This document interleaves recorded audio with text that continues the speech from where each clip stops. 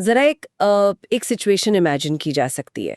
एक बहुत ही गंभीर एस्पिरेंट है, कमरे में बंद होकर दिन के 14-15 घंटे लगातार पढ़ाई चल रही है। हाँ बिल्कुल, जो कि बहुत आम है। राइट।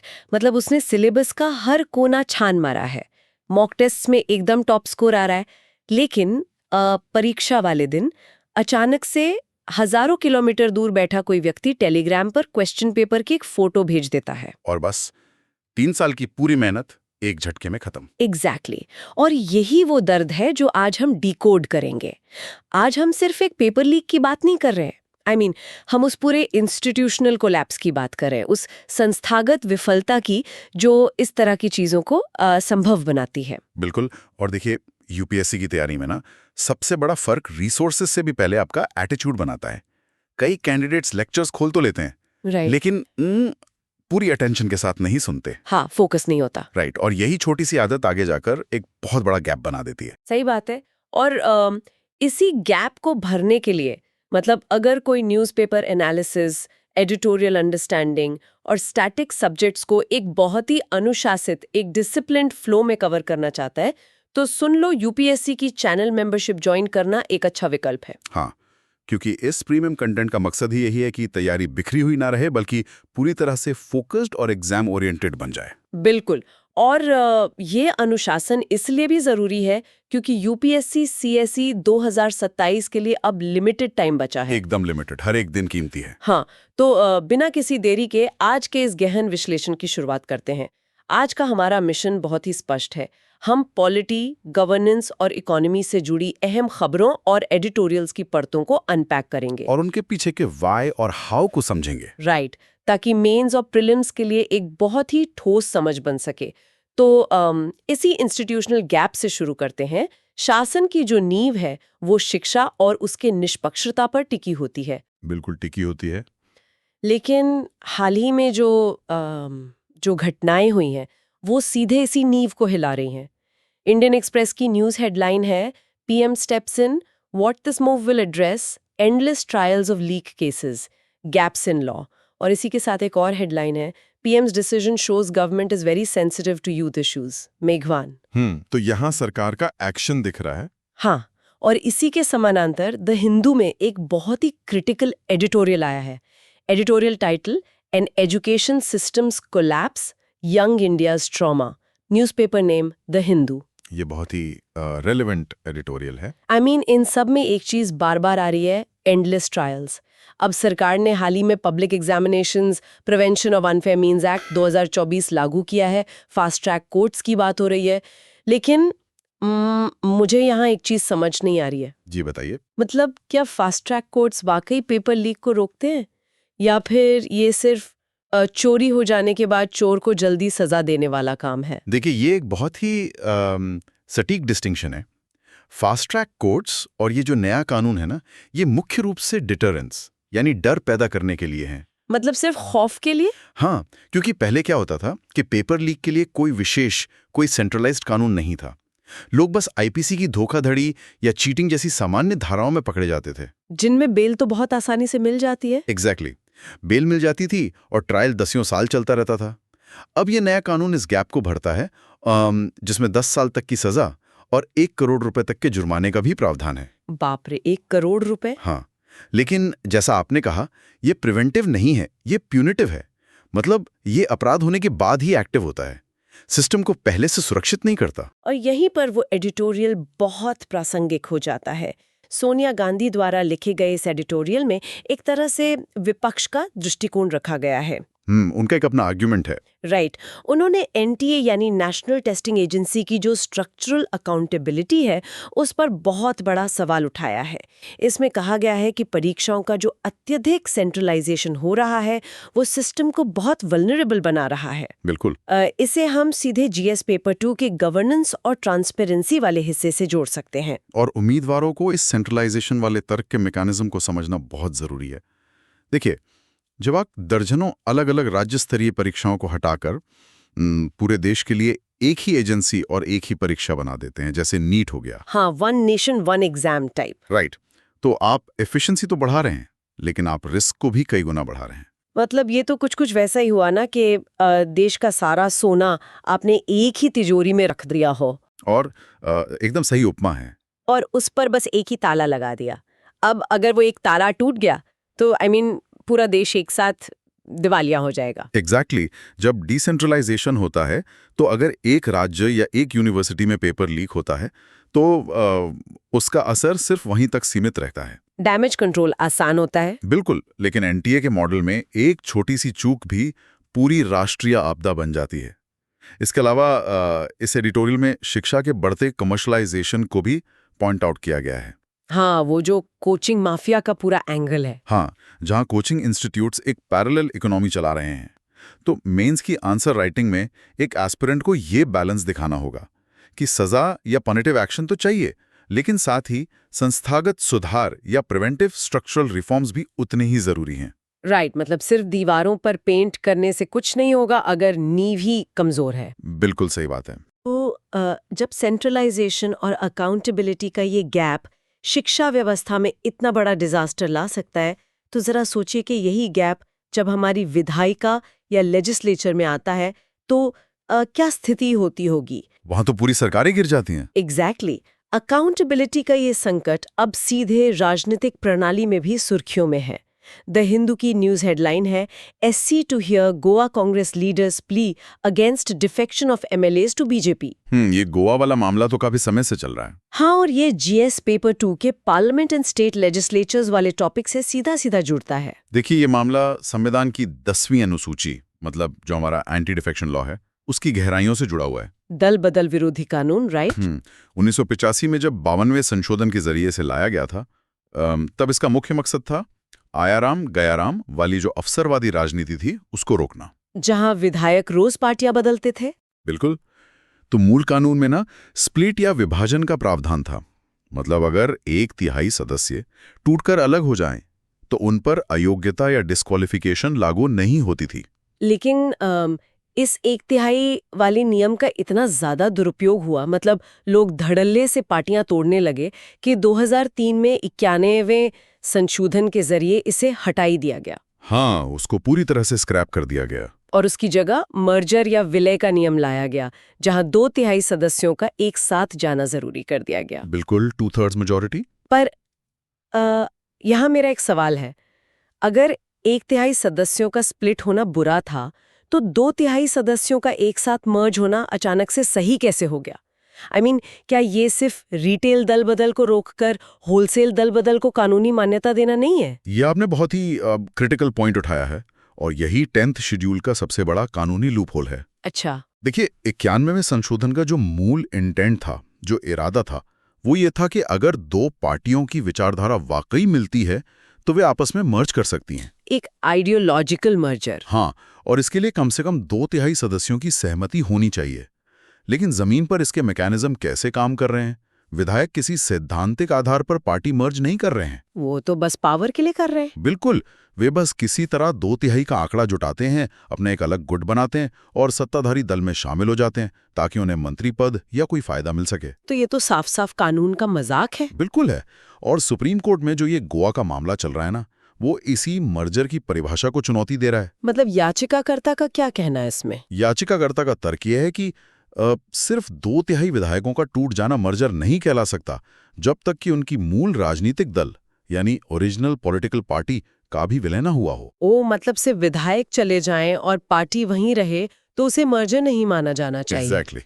अब न्यायपालिका को यह तय करना है कि क्या ये सच में कॉन्स्टिट्यूशनल प्रोविजन का पालन हो रहा है या फिर ये महज एक अवसरवादी खेल बनकर रह गया है। और जब विधायिका में इस तरह की अवसरवादिता आती है तो आम नागरिक अक्सर हताश होकर सड़कों पर उतरते हैं। हाँ, लोकतंत्र में यही तो एक रास्ता बचता है। राइट। लेकिन लोकतंत्र में राजनीतिक दलों के अधिकारों के साथ साथ आम नागरिकों के अधिकारों का जो संतुलन है, वो शायद गवर्नेंस का सबसे मुश्किल हिस्सा है। द हिंदू में आज 2 बहुत ही दिलचस्प हेडलाइंस हैं।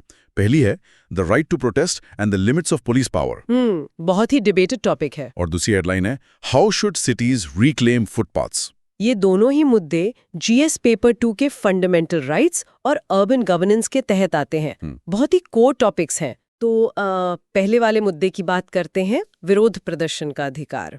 भारतीय संविधान का जो article 19 clause 1 sub clause B है, वो नागरिकों को शांतिपूर्वक एकत्र होने का अधिकार देता है। पीसफुल असेंबली का अधिकार। बिल्कुल। हाँ।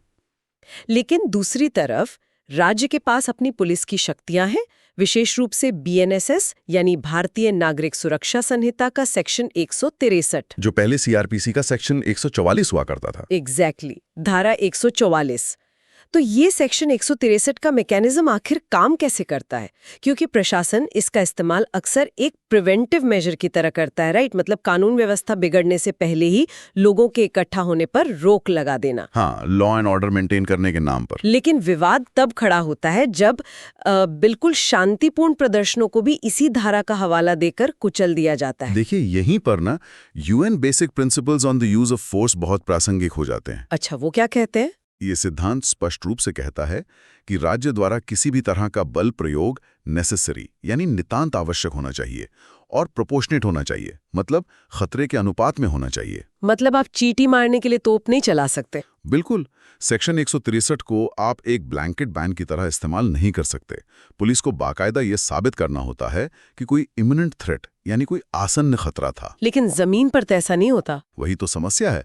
जब प्रशासन बिना किसी ठोस कारण के लगातार सेक्शन 163 लगाता रहता है, तो वो रिस्ट्रिक्शन फिर रीजनेबल नहीं रह जाता, वो सीधे सीधे कॉन्स्टिट्यूशनल राइट्स का हनन बन जाता है। सही बात है। और अधिकारों के टकराव का ऐसा ही एक और बहुत दिलचस्प मामला हमें रोजमर्रा की जिंदगी में फुटपाथों पर भी दिखता है। हाँ, स्ट्रीट वेंडर्स वाला इशू। जी, एक तरफ पैदल चलने वाले आम नागरिक का अधिकार है, जो आर्टिकल 21 यानी राइट टू लाइफ के तहत सुरक्षित चलने के अधिकार से जुड़ जाता है। Safe mobility. और दूसरी तरफ उसी सड़क या फुटपाथ पर सब्जी या चाय बेचने वाले वेंडर का अधिकार है, जो आर्टिकल 19 क्लॉज 1 सब क्लॉज जी के तहत अपनी आजीविका कमाने यानी राइट टू लाइवलीहुड का अधिकार है। ये दोनों ही मौलिक अधिकार हैं और दोनों में अक्सर टकराव भी होता है। इस टकराव को सुलझाने के लिए ही ना 2014 में स्ट्रीट वेंडर्स एक्ट लाया गया था। वो टाउन वेंडिंग कमेटी वाला है। और इस एक्ट का मैकेनिज्म थ्योरी में बहुत ही शानदार था। इसमें प्रावधान था कि हर शहर में टाउन वेंडिंग कमिटीज यानी टीवीसी बनाई जाएंगी। और सबसे अच्छी बात यह थी कि इन कमिटियों में खुद वेंडर्स का 40% प्रतिनिधित्व होना था। मतलब वो खुद अपने फैसले ले सकते थे। राइट। इनका काम था पूरे शहर का सर्वे करना और प्रॉपर लीगल वेंडिंग जोन तय करना। लेकिन यहाँ एक बहुत ही काउंटर इंट्यूटिव, मतलब हैरान करने वाला तथ्य भी है। अक्सर हमें लगता है कि अगर वेंडर्स को हम लीगल जगह दे देंगे तो सड़क पर ट्रैफिक जैम बढ़ जाएगा। आम धारणा यही है। हाँ, लेकिन असल में अर्बन प्लानिंग की कई स्टडीज बताती हैं कि लीगल वेंडिंग जोन बनाने से ट्रैफिक कंजेशन बढ़ता नहीं है, बल्कि कम होता है। बिल्कुल कम होता है। और इसका मैकेनिज्म बहुत सीधा है। वो कैसे? देखिए, जब वेंडिंग जोन्स तय नहीं होते तो एक बहुत ही कियोटिक अनऑर्गेनाइज्ड स्प्राउल बन जाता है। वेंडर्स हमेशा पुलिस और नगर निगम के डर में रहते हैं। हाँ, वो अपनी रेडी लेके भागने की स्थिति में रहते हैं हमेशा। एग्जैक्टली। वो कहीं भी रेडी लगा लेते हैं। लेकिन जब टीवीसी उन्हें एक व्यवस्थित पक्की जगह दे देती है, तो सड़क का बाकी हिस्सा अतिक्रमण से पूरी तरह मुक्त हो जाता है। ट्रैफिक स्मूथ हो जाता है। राइट। समस्या बस ये है कि हमारी जो एडमिनिस्ट्रेटिव एपैथी है, जो प्रशासनिक उदासीनता है, उसके कारण ज्यादातर शहरों में टीवीसी या तो बनी ही नहीं है या फिर उनके पास कोई पावर ही नहीं है। और फिर वही होता है कि पुलिस अतिक्रमण हटाओ अभियान चलाती है, वेंडर्स का सामान जब्त होता है, आजीविका छिनती है और सिस्टम फिर से उसी रिश्वत और भ्रष्टाचार के दुष्चक्र में फंस जाता है। और भ्रष्टाचार का ये दुष्चक्र कभी खत्म नहीं होता। और यही हमारा अगला विषय भी है, क्योंकि जब कानून सही से लागू नहीं होते तो वो भ्रष्टाचार को इंस्टीट्यूशनलाइज कर देते हैं। द हिंदू का एक और बहुत ही महत्वपूर्ण एडिटोरियल है आज। Editorial title is corruption the biggest threat to India's future. Newspaper name the Hindu. ये एडिटोरियल काफी बेबाक तरीके से लिखा गया है। हाँ, ये मुख्य रूप से भारत में जो भ्रष्टाचार निरोधक संस्थाएं हैं, जो एंटी करप्शन इंस्टीट्यूशंस हैं, उनकी वर्तमान स्थिति का मूल्यांकन करता है। और जीएस पेपर 2 के statutory, regulatory and various quasi judicial bodies वाले सेक्शन के लिए ये सीधा रेलेवेंट है। देखिए, इस संपादकीय का जो कोर आर्ग्यूमेंट है वो ये है कि हमारी संस्थाएं कागज पर तो मौजूद हैं, लेकिन उनकी ऑटोनॉमी या स्वायत्ता को कानूनी तरीकों से ही कमजोर कर दिया गया है। मुझे तो ये स्थिति बिल्कुल उस घर जैसी लगती है जहां आपने सुरक्षा के लिए एक बहुत ही खूंखार गार्ड डॉग तो रखा है, लेकिन उसे जंजीरों में भी बांध दिया है और उसके मुंह पर जाला या मजल भी लगा दिया है। हाँ, कुत्ता वहां खड़ा तो है, भौंक भी रहा है, लेकिन वो काट नहीं सकता। एग्जैक्टली। तो वो संस्थाएं बस दिखावे के लिए रह गई हैं। बिल्कुल। और एडिटोरियल इसके 3 मुख्य मैकेनिज्म समझाता है कि ऐसा कैसे किया गया। पहला है आरटीआई एक्ट का कमजोर होना। वो नया डेटा प्रोटेक्शन एक्ट जो आया है। हाँ, जो डिजिटल पर्सनल डेटा प्रोटेक्शन यानी डीपीडीपी एक्ट 2023 आया है ना, उसने आरटीआई एक्ट के सेक्शन 8 क्लॉज 1 सब क्लॉज जे में एक बड़ा संशोधन कर दिया है। उसमें क्या बदलाव हुआ है? अब सरकारी अधिकारी बड़ी आसानी से पर्सनल डेटा की आड़ लेकर किसी भी ऐसी सूचना को देने से मना कर सकते हैं जो उनके काम से जुड़ी हो। वो बस ये कह देंगे कि इससे हमारी निजता या प्राइवेसी का हनन हो रहा है। ओहो, मतलब ये तो आरटीआई के पूरे मूल ढांचे को ही पलट देता है। जो ट्रांसपेरेंसी आनी चाहिए वो तो ब्लॉक हो गई। एग्जैक्टली। दूसरा मुद्दा इसमें लोकपाल का उठाया गया है, जो खुद इंस्टीट्यूशनल डिलेस यानी संस्थागत देरी का शिकार है। सालों तक नियुक्तियां नहीं होती। राइट। और तीसरा जो सबसे ज्यादा चर्चा में रहता है वो है प्रिवेंशन ऑफ करप्शन एक्ट यानी पीसीए का सेक्शन 17A। ये सेक्शन 17A बहुत न्यूज में रहता है। इसका मैकेनिज्म क्या है, थोड़ा विस्तार से समझना जरूरी है। देखिए, 2018 में इसे लाया गया था।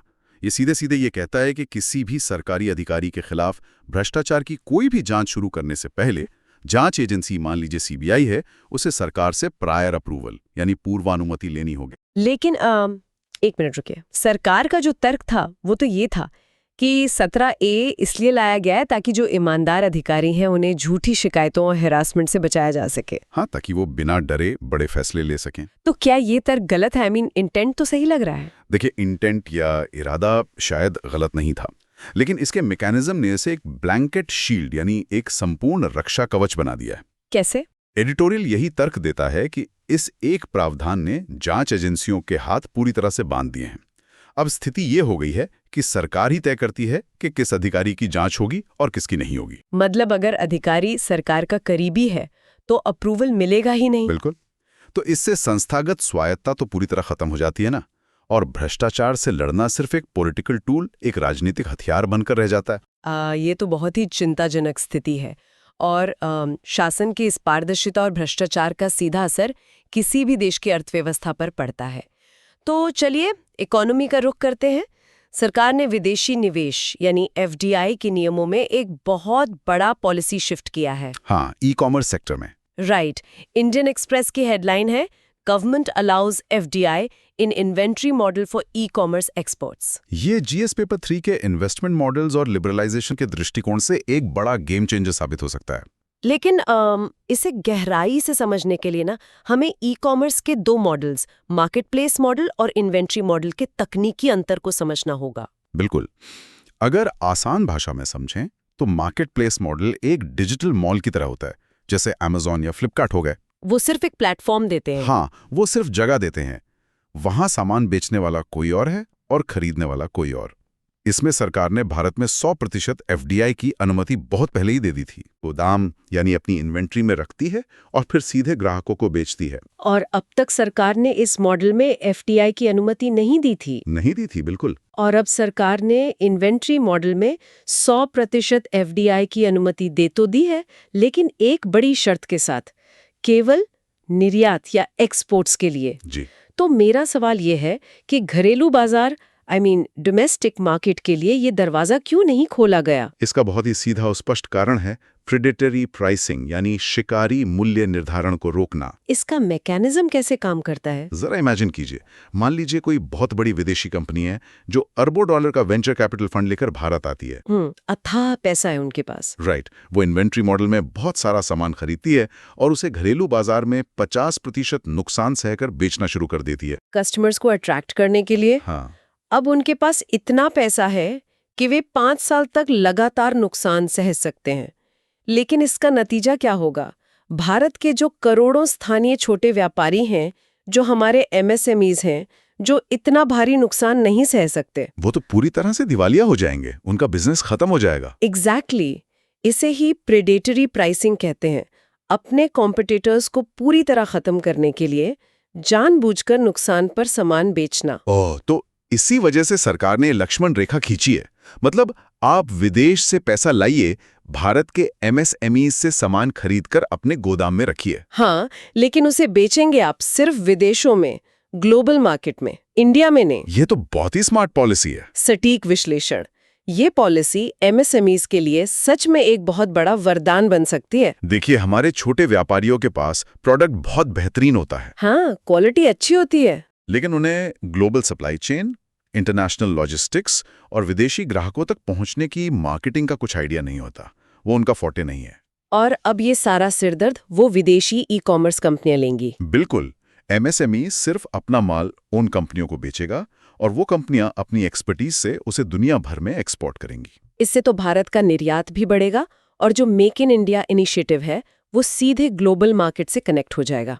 एकदम सही। लेकिन अर्थव्यवस्था को आगे बढ़ाने के लिए सिर्फ सही नीतियां ही काफी नहीं होती। अर्थव्यवस्था को मापने वाले जो पैमाने हैं, जो मैट्रिक्स हैं, वो भी एकदम सटीक और अपडेटेड होने चाहिए। डेटा बहुत क्रूशल है। बिल्कुल।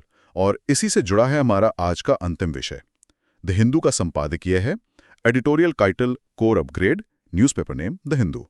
ये GS पेपर 3 के ग्रोथ एंड डेवलपमेंट वाले हिस्से से जुड़ा है। हाँ, और ये एडिटोरियल सीधे तौर पर मांग कर रहा है कि इंडेक्स ऑफ कोर इंडस्ट्रीज यानी ICI का तुरंत अपग्रेडेशन होना चाहिए। देखिए, जो ICI है ना, वो इंडेक्स है जो हमारी अर्थव्यवस्था के 8 प्रमुख कोर सेक्टर्स का उत्पादन मापता है। जैसे कोयला, कच्चा तेल, प्राकृतिक गैस, रिफाइनरी उत्पाद, उर्वरक, स्टील, सीमेंट और बिजली। जी, और इस डेटा का महत्व बहुत अधिक होता है क्योंकि ICI का IIP यानी इंडेक्स ऑफ इंडस्ट्रियल प्रोडक्शन में लगभग 40% वेटेज होता है। तो फिर समस्या क्या है इसमें? समस्या इसके बेस ईयर यानी आधार वर्ष की है, जो कि वर्तमान में 2011-12 का है। ओह, मतलब 12-13 साल पुराना।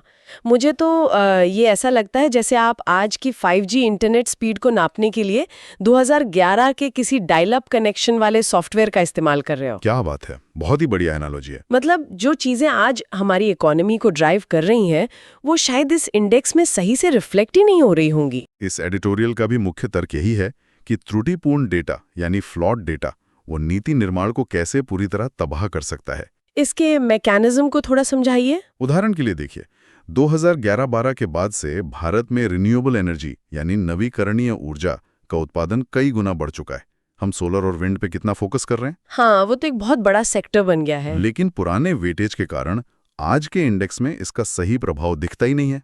वो अभी भी पुरानी इंडस्ट्रीज को ज्यादा वेटेज दे रहा है। तो इसका प्रैक्टिकल नुकसान क्या होता है? इसका बहुत बड़ा नुकसान है। सरकार और रिजर्व बैंक यानी RBI दोनों ही गलत डेटा पढ़ रहे हैं। अच्छा। हाँ, अगर RBI को इस इंडेक्स को देखकर लगता है कि औद्योगिक उत्पादन गिर रहा है या महंगाई बढ़ रही है क्योंकि पुराना इंडेक्स उन्हें सही तस्वीर नहीं दिखा रहा, तो वो पैनिक कर सकते हैं। बिल्कुल, वो घबराकर इंटरेस्ट रेट्स यानी ब्याज दरें बढ़ा सकते हैं। और ब्याज दरें बढ़ने से मार्केट में लोन महंगा हो जाएगा। एग्जैक्टली। और फिर जो MSMEs असल में ग्रो कर रहे थे, जिन्हें एक्सपेंशन के लिए पैसे चाहिए थे, उन्हें पूंजी नहीं मिलेगी। बाप रे, मतलब सिर्फ एक गलत मैट्रिक पूरी अर्थव्यवस्था की रफ्तार पर ब्रेक लगा सकता है। जी हाँ, इसीलिए एडिटोरियल इस बात पर बहुत जोर देता है कि ICI, IIP और WPI इन तीनों के बेस ईयर को नई औद्योगिक वास्तविकता के अनुसार तुरंत अपग्रेड किया जाना चाहिए। बिल्कुल।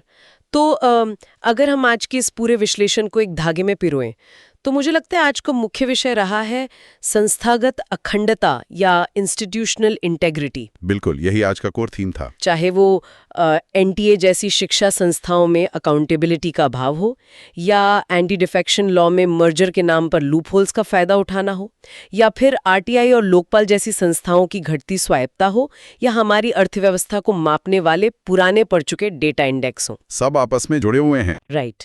I mean, जब तक संस्थानों के मैकेनिज्म्स और उनकी अखंडता मजबूत नहीं होगी, तब तक नीतियां जमीन पर अपना असली प्रभाव नहीं दिखा पाएंगी। ये एक बहुत ही परिपक्व निष्कर्ष है, क्योंकि देखिए, संस्थानों की जो असल प्रभावशीलता होती है ना, वो सिर्फ उनके कानूनों से नहीं आती, बल्कि उनके इम्प्लीमेंटेशन और उसके पीछे की जो राजनीतिक इच्छा शक्ति है, उस पर निर्भर करती है। बिल्कुल सही बात है।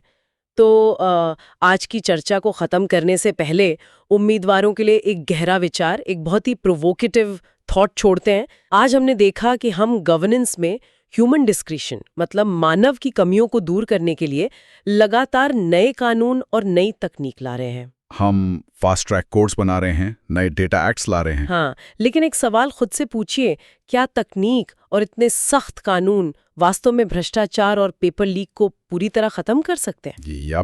या फिर वे सिर्फ इस भ्रष्ट तंत्र को गलतियां करने के नए और अधिक सोफिस्टिकेटेड, अधिक परिष्कृत तरीके ईजाद करने के लिए मजबूर कर देते हैं? क्या हम वाकई बीमारी का इलाज कर रहे हैं या सिर्फ उसके लक्षणों को, उसके सिम्टम्स को दबा रहे हैं? ये सोचने वाली बात है। इस पर विचार जरूर करें, क्योंकि मेंस के निबंध में यही एनालिटिकल सोच काम आएगी। आज के इस गहन विश्लेषण में बस इतना ही। अपनी पढ़ाई पर फोकस बनाए रखें। अब नजर डालते हैं इंटरनेशनल रिलेशंस पर। सोचिए, लाल सागर में तैरता हुआ एक विशाल तेल का जहाज है और आसमान से कुछ $1000 का एक सस्ता ड्रोन आता है और एक धमाका होता है और पूरी दुनिया में कच्चे तेल की कीमतें $100 के पार पहुंच जाती हैं। एग्जैक्टली। तो आज हम सिर्फ खबरें नहीं पढ़ रहे हैं, हम उस बटरफ्लाई इफेक्ट को डीकोड कर रहे हैं, जहां दुनिया के एक कोने में गिरा ड्रोन हमारे और आपके रोजमर्रा के जीवन को सीधे प्रभावित करता है। बिल्कुल। आज की इस चर्चा में हम अलग अलग विषयों को आइसोलेशन में नहीं, बल्कि उन सिस्टम्स या प्रणालियों को समझने की कोशिश करेंगे जो इस दुनिया को चला रहे हैं। चाहे वो अंतर्राष्ट्रीय व्यापार का सिस्टम हो, हमारी रक्षा प्रणालियां हो, या फिर हमारा पर्यावरण और एजुकेशन इकोसिस्टम। सही कहा आपने। और जब हम द हिंदू की आज की 2 अहम हेडलाइंस देखते हैं ना, तो वो ऊपर से अलग लगती हैं, लेकिन असल में एक ही वैश्विक सिस्टम के टूटने की कहानी कह रही हैं। हाँ, पहली खबर है global waterways should be safe unimpeded. और ठीक उसी वक्त दूसरी खबर आती है, Houthi attacks on 2 Saudi Arabia flag tankers drive Brent crude price past $100। मतलब विदेश मंत्री एस जयशंकर ने ईस्ट एशिया समिट में जो बात कही वो कोई सामान्य कूटनीतिक बयान नहीं था। नहीं, बिल्कुल नहीं। वो सीधे तौर पर यूएन क्लोज यानी 1982 के समुद्री कानून के तहत वैश्विक सप्लाई चेन को बचाने की एक बहुत ही सख्त अपील थी। अगर हम इसे थोड़ा विजुअलाइज करें तो अंतर्राष्ट्रीय समुद्री व्यापार हमारे वैश्विक अर्थव्यवस्था के सर्कुलेटरी सिस्टम यानी रक्त संचार की तरह है ना? जी, बिल्कुल सटीक एनालॉजी है ये। अगर रेड सी के बाब अल मंडेब स्ट्रेट में या फिर दूसरी तरफ साउथ चाइना सी में जहां चीन लगातार फिलीपींस के जहाजों को खदेड़ रहा है, मतलब अगर इनमें से किसी भी नस में ब्लॉकेज होता है तो पूरी अर्थव्यवस्था को हार्ट अटैक आ सकता है। हाँ, तेल महंगा होगा, ट्रांसपोर्टेशन कॉस्ट बढ़ेगी और अंततः हर देश में महंगाई आसमान छूने लगेगी। और इसी खतरे को भांपते हुए ना मिडिल ईस्ट में एक बहुत बड़ा जियोपॉलिटिकल खेल चल रहा है। अच्छा, वो कैसे?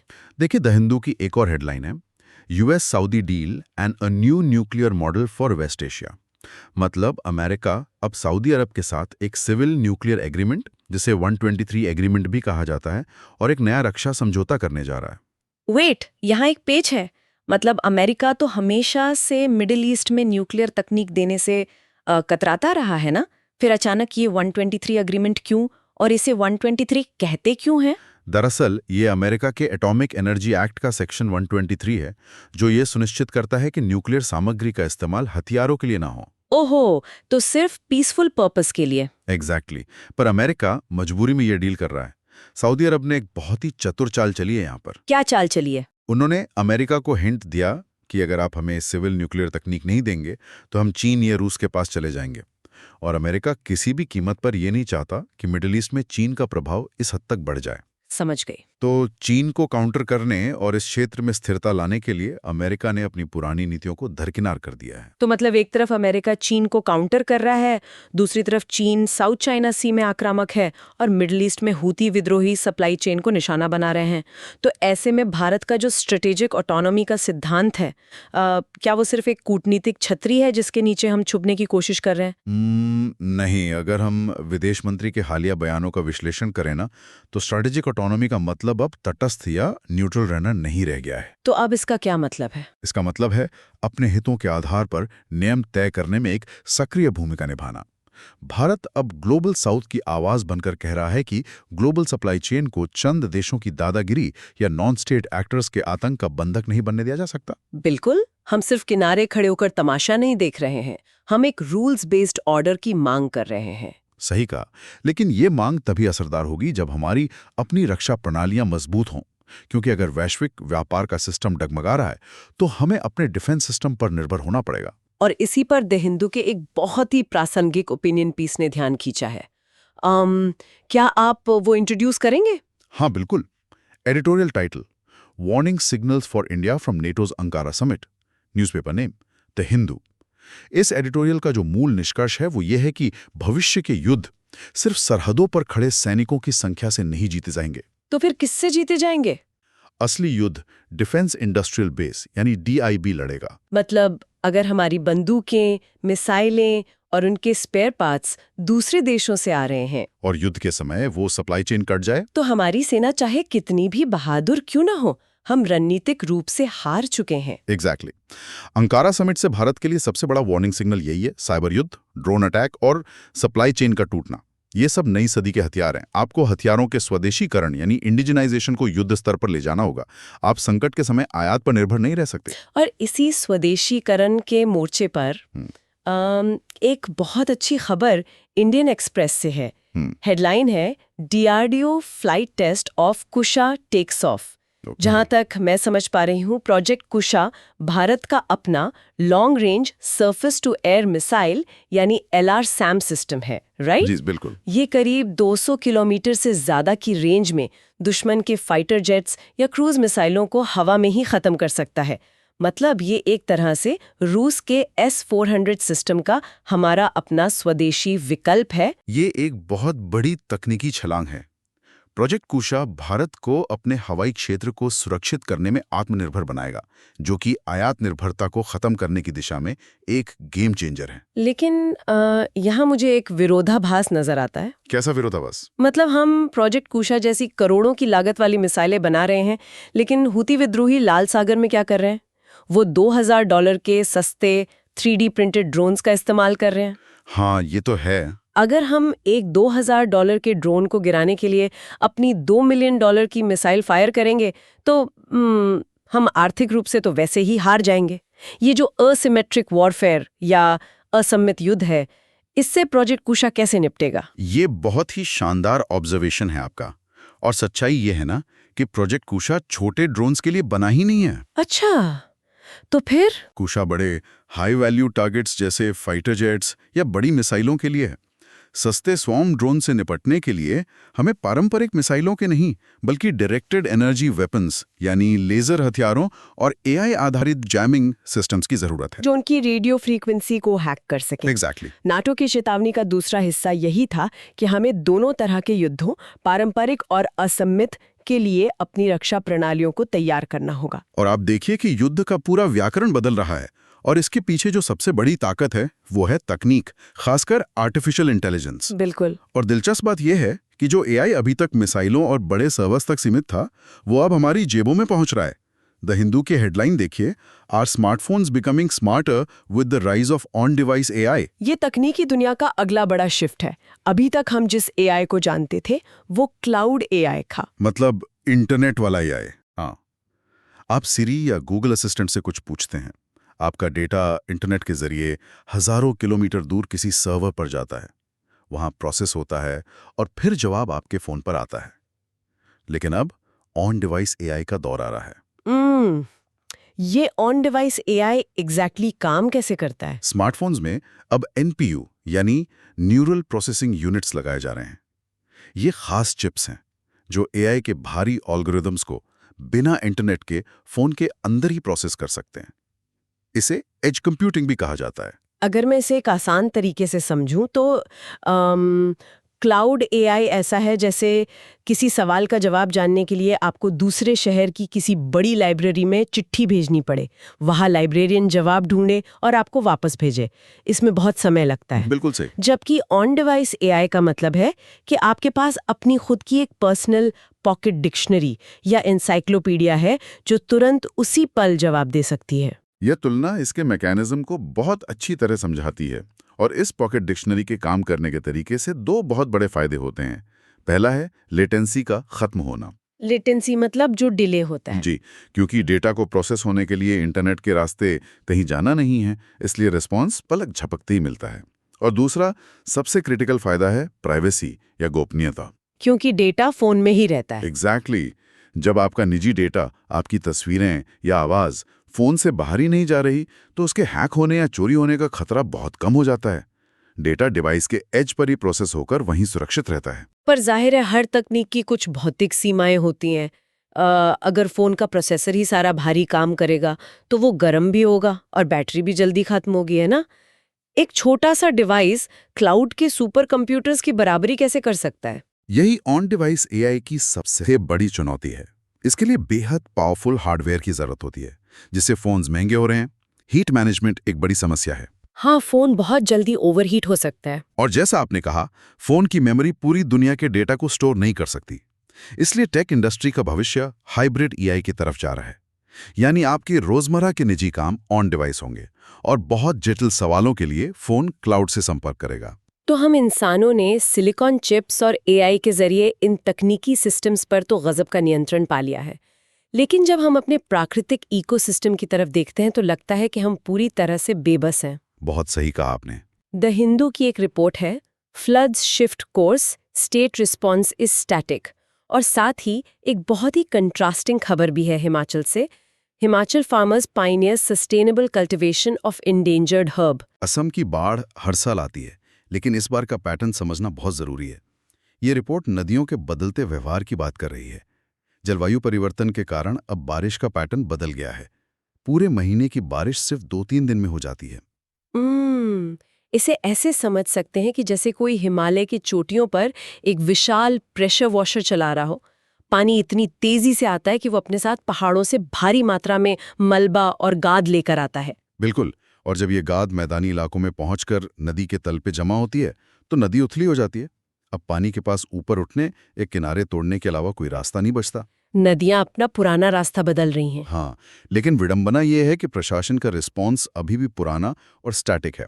हम आज भी सिर्फ तटबंध या एम्बैंकमेंट्स बनाने पर जोर दे रहे हैं, जबकि हमें फ्लड प्लेन जोनिंग और एक डायनामिक इकोलॉजिकल मैनेजमेंट की जरूरत है, जहां पानी को फैलने की जगह दी जाए। यानी हमारा जो एडमिनिस्ट्रेटिव सिस्टम है वो नेचर के सिस्टम के साथ तालमेल नहीं बिठा पा रहा। हम प्रकृति के खिलाफ लड़ रहे हैं। एग्जैक्टली। लेकिन हिमाचल प्रदेश से जो दूसरी खबर है वो दिखाती है कि अगर हम प्रकृति के साथ मिलकर काम करें तो क्या हो सकता है। वहां के किसान कुटकी यानी पिकरोहिजा कुरोआ नाम की एक जड़ी बूटी की खेती कर रहे हैं। कुटकी एक बेहद मूल्यवान हिमालयी औषधि है जो लिवर और सांस की बीमारियों में काम आती है। बेतहाशा दोहन की वजह से ये विलुप्त होने के कगार पर पहुंच गई थी, लेकिन अब हिमाचल के वन विभाग ने स्थानीय किसानों को इसकी खेती करने और इसे सस्टेनेबल तरीके से बेचने के लिए प्रशिक्षित किया है। इसे हम इंसेंटिवाइज्ड कंजर्वेशन कहते हैं। यहाँ ये समझना दिलचस्प है कि जब तक जंगल पर सिर्फ सरकार का नियंत्रण था, कुटकी चोरी हो रही थी। लेकिन जैसे ही स्थानीय समुदाय को इससे आर्थिक लाभ होने लगा, वो खुद इसके रक्षक बन गए। बिल्कुल। और परीक्षा के लिहाज से ये जानना भी जरूरी है कि कुटकी साइट्स के अपेंडिक्स 2 में आती है और IUCN की रेड लिस्ट में इसे एंडेंजर्ड घोषित किया गया है। ये बॉटम अप अप्रोच का एक क्लासिक उदाहरण है जहां स्थानीय समाधान ग्लोबल समस्याओं को सुलझा रहे हैं। ये मॉडल हमें सिखाता है कि कोई भी सिस्टम तभी काम करता है जब उसमें जमीनी लोगों की भागीदारी हो। और यही बात हमारे सबसे महत्वपूर्ण सिस्टम यानी शिक्षा प्रणाली पर भी लागू होती है, जहां आज सबसे बड़ा संकट मंडरा रहा है, जो सीधा हमारे युवाओं, हमारे मानव पूंजी के इकोसिस्टम से जुड़ा है। इसी पर द हिंदू का एक बेहद कड़ा एडिटोरियल सामने आया है। जी, editorial title an education system's collapse, young India's trauma, newspaper name the Hindu.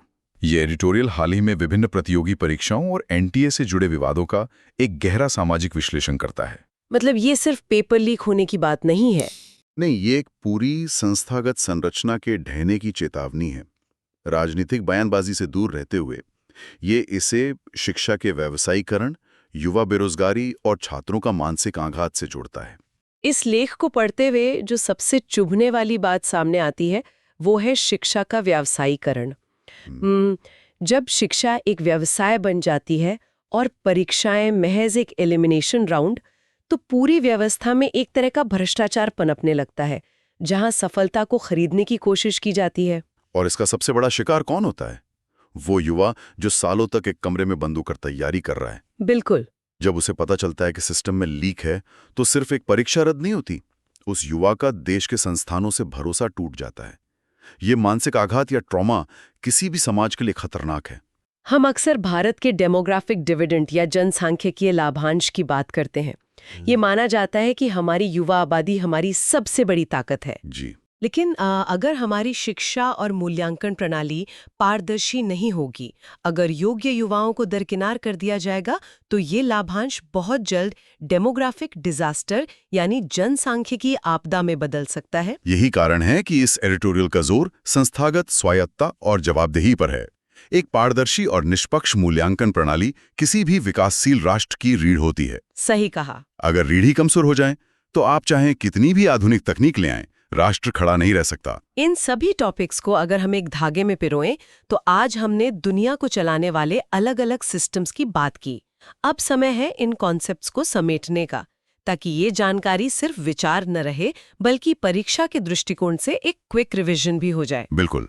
अगर हम प्रीलिम्स के नजरिए से देखें तो कुछ कोर कॉन्सेप्ट्स एकदम स्पष्ट होने चाहिए।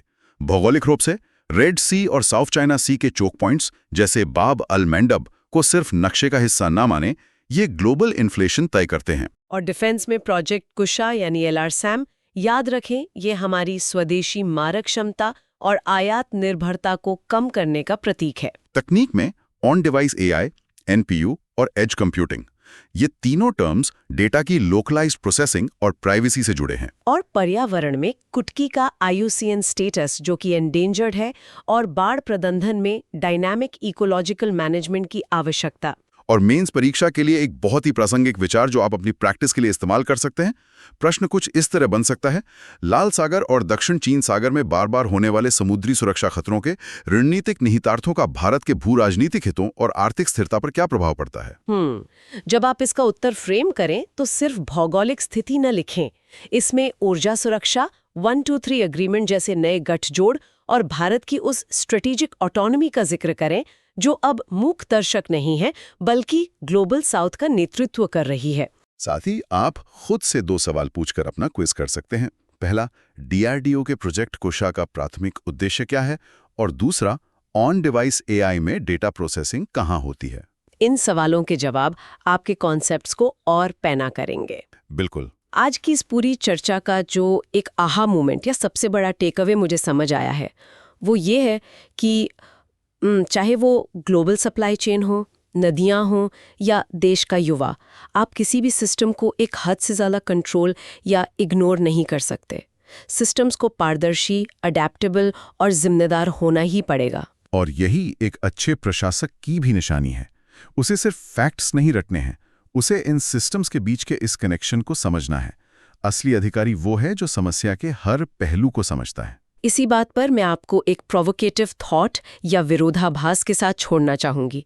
जरा सोचिए, हम अत्याधुनिक AI विकसित कर रहे हैं, सिलिकॉन चिप्स के अंदर NPU लगा रहे हैं ताकि हमारा फोन सुरक्षित रहे और डेटा लीक न हो। लेकिन क्या हम ऐसी प्रणालियां विकसित कर पा रहे हैं जो हमारी शिक्षा व्यवस्था और हमारे युवाओं के भविष्य को लीक होने से बचा सकें? तकनीक की प्रगति और संस्थागत पतन के बीच का ये विरोधाभास हमें कहाँ ले जा रहा है? ये वाकई एक बहुत गहरा सवाल है जिस पर गंभीरता से सोचने की जरूरत है। इस सवाल पर विचार जरूर कीजिएगा। अपनी राय या मेंस के उत्तर के पॉइंट्स कमेंट्स में हमारे साथ शेयर करें। हम फिर मिलेंगे अगली डीप डाइव में, जहां हम कुछ और उलझे हुए विषयों की तह तक जाएंगे। तब तक पढ़ते रहिए और चीजों को उनके व्यापक परिप्रेक्ष्य में समझना जारी रखिए।